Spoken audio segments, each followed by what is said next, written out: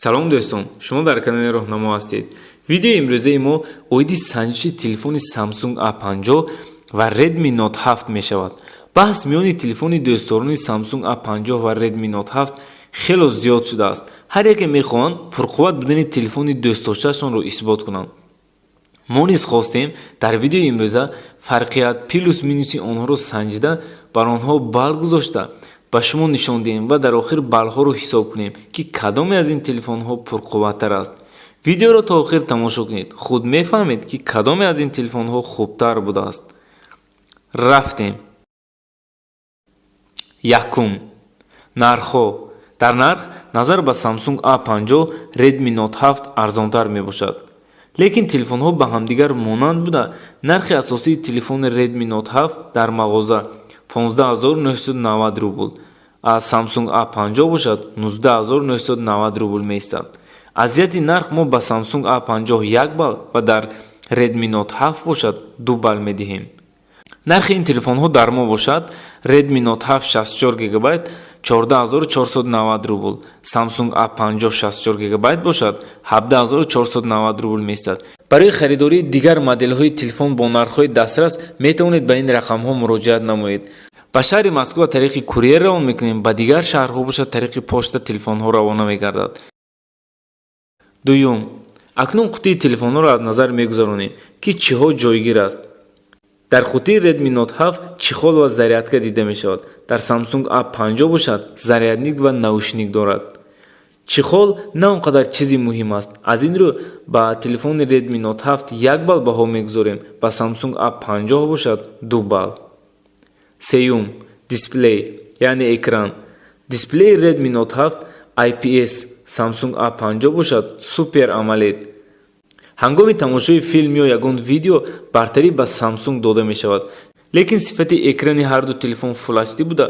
به هر دو در اکران ما دوبلی می دهیم. چهارم، پروسسور. ردمی نوت 7 پروسسور 660 سنپدراگون می باشد. اکثریت گمان دارند پروسسور از همه خوب در تلفن ها این سنپدراگون است، لیکن این فکر خطاست. پروسسور سامسونگ A50 اکسیموس می باشد که این هم پروسسورش از تلفن ردمی نوت 7 یگان کمی ندارد. ما به هر دو پروسسور دوبلی گذاشتیم. پنجم، آواز.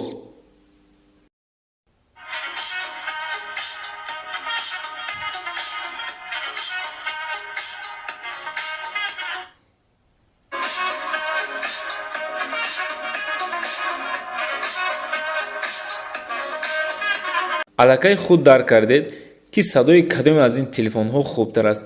بیایید بلدهی صدا رو به شما حواله میکنیم. شما گذارید. بله درست قید کردید که تلفن ردمی نوت 7 2 بال، از سامسونگ A50 باشد در صدا 1 بال میدهیم. ششم، پامیت. تلفن ردمی نوت 7 پامیتی 332 464 664 و 4128 گیگابایت دارد. در سامسونگ A50 باشد 2 نمود یعنی 464 و 6128 گیگابایت پامیت دیده می شود. از اینجا ما با هر دو تلفن دوبلی میگذاریم. هفتم، باتری. هر دو تلفن باتریش 4000 میلی آمپر چسب می باشد، اما هنگام سنجش ویدیو در یوتیوب معلوم گشت که تلفن ردمی نوت 7 در 12 ساعت و 15 دقیقه ضریعتش به 50% برابر گشت. سامسونگ A50 باشد در 14 ساعت به این فایز برابر گشت. از این لحاظ 2 به 1 به نوع سامسونگ.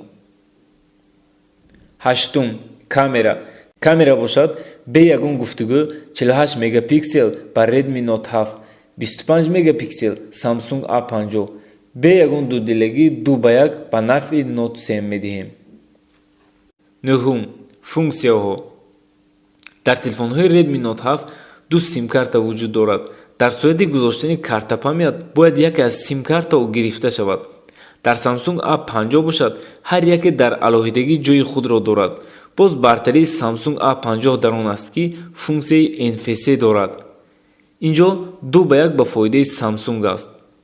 خوب دوستان عزیز، اکنون میگذاریم به جنبستی بالها. اینجا بالهای هر دو تلفن رو حساب میکنیم و میبینیم که هر دو تلفن صاحب 15 بالی گردیدند. خب دوستان عزیز این بود ویدیوی نوبتی. در آینده سنجش کدام تلفن ها رو دیدن میخواید در کامنتری نویسید. ما حتما فکرهای شما رو به نظر میگیریم. خدا نگهبان.